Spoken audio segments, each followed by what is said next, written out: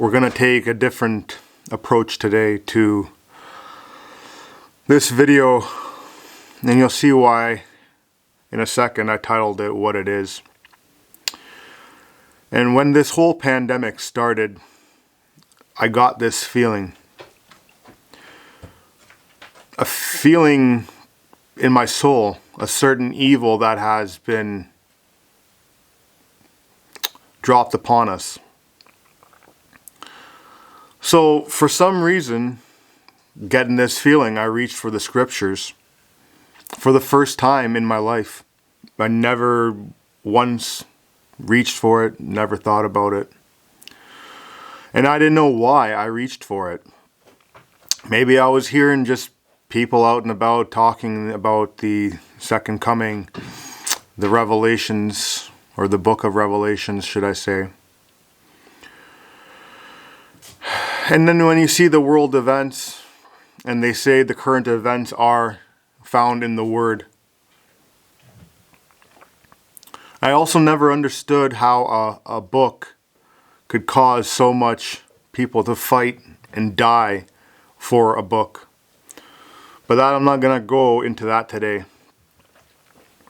So I started reading the scriptures from the beginning, not knowing what I'm going to look for or what I'm going to find. So I started in Genesis, and I met some individuals that said, if you ever need guidance in life, clarity in life, you're going to need to read the Word of our Creator. And so I've not finished the Old Testament close, but I also needed to read the New Testament, because you're always hearing from people how things are coming together, and most of it's from the New Testament. And so I got to Matthew 23:24, and that's where I'm going to stop right now. And I'm going to read Matthew 23:24, and you guys need to listen closely and think about how what I'm going to be reading to you relates to the world that we see today. 23, you might not understand, but it relates to how people are these days. And 24, if you don't see what 24 says, there's no waking you up. So let me not talk any longer, and we'll get into this. 23, Then spake Jesus to the multitude and to his disciples, saying, the scribes and the Pharisees sit in Moses' seat. All therefore, whosoever they bid you observe, that observe. And do, but do not ye after their works, for they say and do not. For they bind heavy burdens and grievous to the borne, and lay them on the men's of shoulders, but they themselves will not move them with one of their fingers. But all their works they do for to be seen of men. They make broad their paralytics, and enlarge the borders of their garments, and love the uppermost rooms at feasts, and the chief seats in the synagogues, and greetings in the markets, and to be called of men, Rabbi, Rabbi. But be not ye called Rabbi, for one is your master, even Christ, and all ye are brethren. And call no man your father upon the earth, for one is your Father which is in heaven. Neither be ye called masters, for one is your master, even Christ. And whosoever shall exalt him shall be abased, and he that shall humble himself shall be exalted. But woe unto you scribes, Pharisees, hypocrites! For ye shut up the kingdom of heaven against men. For ye neither go in yourselves, neither suffer ye them that are entering to go in. Woe unto you, scribes, Pharisees, hypocrites! For ye devour windows, houses, and for a pretense make long prayer. Therefore ye shall receive the greater damnation. Woe unto you, scribes, Pharisees, hypocrites! For ye compass sea and land to make one proselyte, and when ye have made, ye make him twofold more the child of hell than ye yourselves. Woe unto you, ye blind guides, which say, whosoever shall swear by the temple is nothing, but whosoever shall swear by the gold of the temple, he is a debtor. Ye fools and blind, for whether is greater, the gold or the temple that sanctifieth the gold? And whosoever shall swear by the altar, it is nothing. But whosoever sweareth by the gift that is upon it, he is guilty. Ye fools and blind, for whether is greater, the gift or the altar that sanctifieth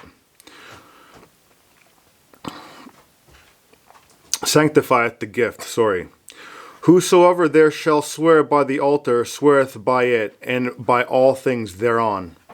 And whosoever shall swear by the temple sweareth by it, and by him that dwelleth therein. And he that shall swear by heaven sweareth by the throne of God, and by him that sitteth thereon. Woe unto you, scribes and Pharisees, hypocrites! For ye pay tithe of mint and anise and cumin, and have omitted the weighter matters of the law, judgment, mercy, and faith. These ought ye to have done, and not leave the other undone. Ye blind guides, which strain at a gnat, and swallow a camel. Woe unto you, scribes and Pharisees, hypocrites! For ye make clean the outside of the cup and of the planter, but within they are full of extortion and excess. Thou blind Pharisees, cleanse first that which is within the cup and planter, that the outside of them may be clean also. Woe unto you, scribes and Pharisees, hypocrites! For ye are like unto whited sepulchres, which indeed appear beautiful outward, but are within full of dead men's bones, and of all uncleanness. Even so ye also outwardly appear righteous unto men, but within are full of hypocrisy and iniquity. Woe unto you, scribes and Pharisees, hypocrites! Because ye build the tombs of the prophets and garnish the sepulchres of the righteous, and say, if we had been in the days of our fathers, we would not have been partakers with them in the blood of the prophets. Wherefore ye be witness unto yourselves that ye are the children of them which killed the prophets. Fill up ye then the measures of your fathers. Ye serpents, ye generations of vipers, how can ye escape the damnation of hell?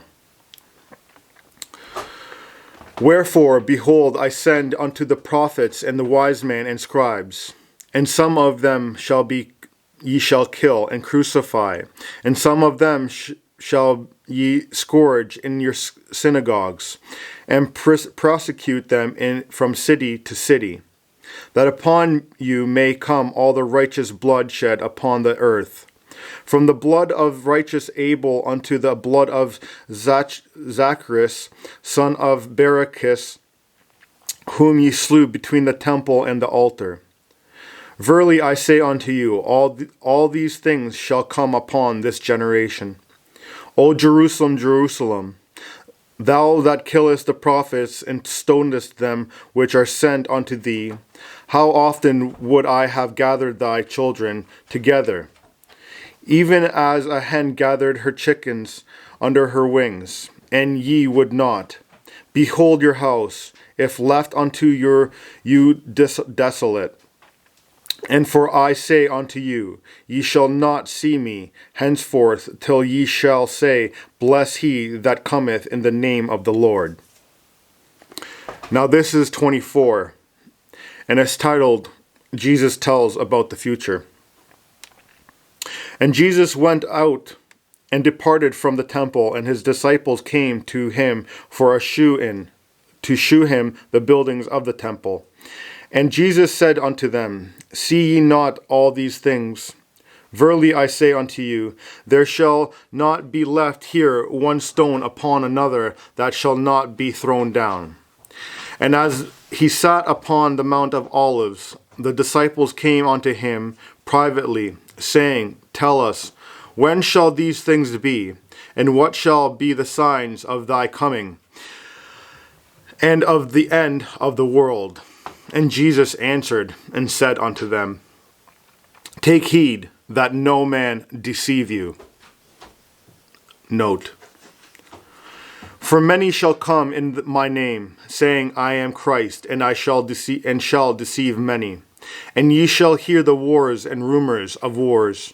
See that ye be not troubled, for all these things, but must come to pass. But the end is not yet.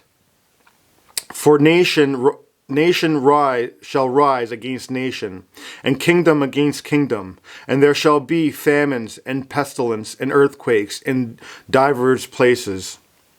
All these are the beginnings of sorrows. Then shall they deliver upon you to be afflicted, and shall kill you, and ye shall be hated of all nations for my name's sake. And then shall many be offended, and shall betray one another, and shall hate one another. And many false prophets shall arise, and shall deceive many. And because iniquity shall abound, the love of many shall wax cold. But he that shall endure unto the end, the same shall be saved.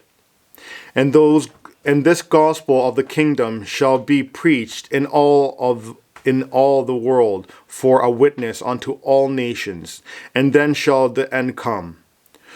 When ye therefore shall see the abomination of desolation spoken by Daniel the prophet stand in the holy place, whoso readeth, let him understand. Then let them which be in Judea flee unto the mountains. Let him which is on the housetop not come down to take anything out of the house. Neither let him which is in the field return back to take his clothes. And woe unto them that are with child, and to them that give suck in those days. But pray ye that your flight be not in the winter, neither on the Sabbath day. For then shall be greater tribulations, such as was not since the beginning of the world to this time, no, nor ever shall be. And expect those days should be shortened. There should be no flesh be saved, but for the elect's sake those days shall be shortened. Then if any man shall unto you, Lo, here is Christ, or there, believe it not. For there shall arise false Christs and false prophets, and shall shew great signs and wonders, insomuch that it is, where possible, they shall deceive the very elect. Excuse me, my vid is escaping. Behold, I have told you before, wherefore I shall say unto you, Behold, he is in the desert. Go not forth. Behold, he is in secret chambers. Believe it not. For as the light cometh out of the east, and shineth even unto the west, so shall also the coming of the Son of Man be. For whosoever the carcass is, there will the eagles be gathered together. Immediately after the tribulation of those days shall the sun be darkened, and the moon shall not give her light. And the stars shall fall from the heaven, and the powers of the heavens shall be shaken. And then shall appear the sign of the Son of Man in heaven, and then shall all the tribes of the earth mourn, and they shall see the Son of Man coming in the clouds of heaven, with power and great glory. And he shall send the angels with great sound of a trumpet, and they shall gather together his elect from the four winds, from one end of heaven to the other. Now learn a parable of a fig tree. When his branch is yet tender and putteth forth leaves, ye know the summer is nigh. So likewise ye, when ye shall see all these things, know that it is near, even at the doors. Verily I say unto you, this generation shall not pass till all these things be fulfilled. Heaven and earth shall pass away, but my words shall not pass away. But of that day and hour knoweth no man, no, not the angels of heaven, but my Father only. But as the days of Noah were, so shall also the coming of the Son of Man be. For as in the days that were before the flood, they were eating and drinking, merry, and giving in marriage, until the day of Noah entered into the ark, and knew not until the flood came and took them all away. So shall also the coming of the Son of Man be. Then shall two be in the field, and one shall be taken and the other left. 2 women shall be grinding at the mill, and one shall be taken and the other left. Watch therefore, for ye know not what hour your Lord doth come. But know this, But know this, that if the good man of the house had known in what watch the thief...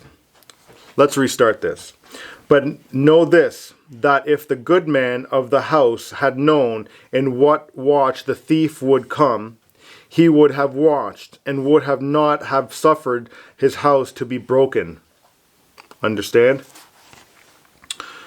Therefore, be ye also ready, for in such an hour as ye think not the Son of Man cometh. Who then is a faithful and wise servant, whom his Lord hath made ruler over his household? So give them meat in due season. Blessed is the servant whom his Lord, when he cometh, shall find so doing. Verily I say unto you, that he shall make him ruler over all his goods. And if that evil servant shall say him in his heart, my Lord delayeth his coming, and shall begin to smite his fellow servants, and to eat and drink with the drunken, the Lord of that servant shall come in a day when he looketh not for him, and in the hour that he is not aware of, and shall cut him asunder, and appoint him his portion with the hypocrites.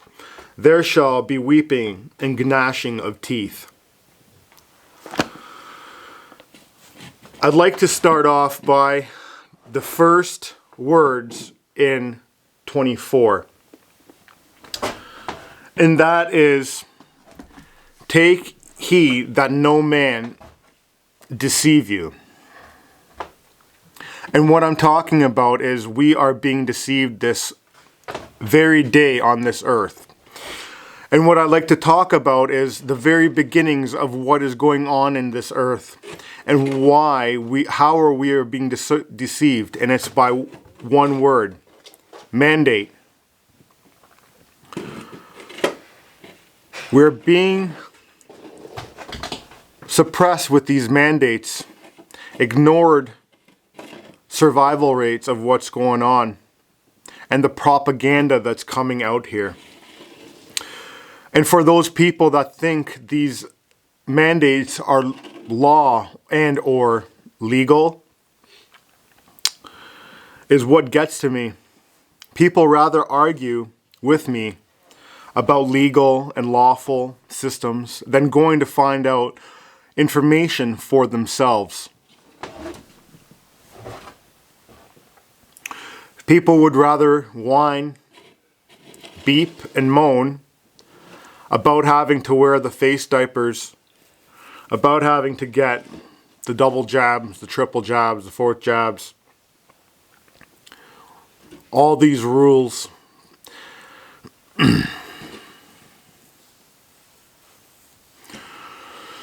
It's getting weird out there, so I'm not a lawyer, but I know how to educate myself. But many people out there think that because I do not hold the title of a lawyer or a doctor, that I have no right to speak on certain subjects.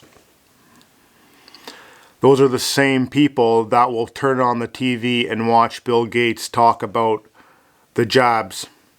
I'm sorry, since when did a computer guy become a world's top health expert? I'd like to see his credentials. So, like I said, I like to do my own research. So what we're going to do today is look into the word mandate. We're looking in the Black's Law Dictionary. And for you guys that don't know what the Black's Law Dictionary is, that is a dictionary that the legal system uses to enforce their policies, their commercial codes. Do you understand? That's another thing you need to look into, is when someone asks you, do you understand, in legal terms? That is to stand under somebody's authority. So, what you've been told as understand means different in legalese. So we're going to get into, and what I'm going to do is when I get back inside the house, I'm going to record this here as well so that you can follow along, so you can't say that I never posted the actual definition of it. And so what we're going to do is under number 4, Roman and civil law. That is what the world operates on. There's also common law, but you're not educated on that. So we're going to stick to this. So Roman and civil law. A written command given by a principal to an agent. So a principal, like the government, and you are the agent. Specific, a commission or contract by which one person, the mandator, requires someone, the mandatory, to perform some service gratuitously. So if you guys don't know what that means, is free. The commission becoming effective when the mandatory agrees. So these mandates, if you look at this, is only if you agree to the mandates. They do not mean mandatory. And then once you agree to these mandates, that is when they become mandatory. So let's move a little further on this. In this type of contract, that's what a contract, two people need to agree on something before it becomes a contract or a legal document. No liability is created until the service requested has begun. The mandatory is bound to use reasonable care and performance, while the mandator is bound to indemnify against loss incurred in performing the service. So, for anyone out there wanting to question mandates, that they are a law, do your research. Don't just point and say this is what people are doing. You need to educate yourself. They do not want you to know what is going on. So I'd like to leave you with this. Do not deceive you, or do not be deceived. Doctors will not make you healthy. Nutritionists will not make you slim. Teachers won't make you smart, but there are some good ones out there, and I married one. Gurus won't make you calm. Mentors won't make you rich. Trainers won't make you fit. Unfortunately, you have to take the responsibility for your own life. I'll see you on the next one.